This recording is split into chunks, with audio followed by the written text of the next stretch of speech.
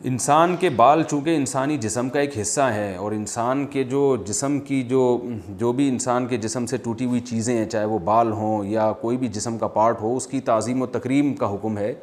تو اس کو ایسی جگہ پہ پھینکنا بالکل ہی گندی جگہ پہ، یہ ایک تعظیم اور ادب کے خلاف ہے۔ حلال یا حرام کا مسئلہ نہیں ہے، یہ ایک ادب کے خلاف ہے۔ جیسے فقہا کہتے ہیں جب آپ ناخن کاٹیں تو ایسی واش روم میں نہ پھینکیں، اس کو گٹر میں نہ پھینکیں۔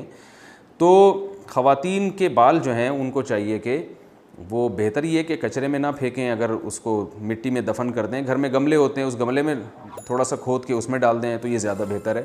اور حیا کے بھی زیادہ قریب ہے، اس لیے کہ جو بال ہیں نا وہ عورت کے بال جب وہ جسم پہ لگے ہوں تو ان کا چھپانا فرض ہے، تو جب ٹوٹ جاتے ہیں تو بھی ایک حیا کے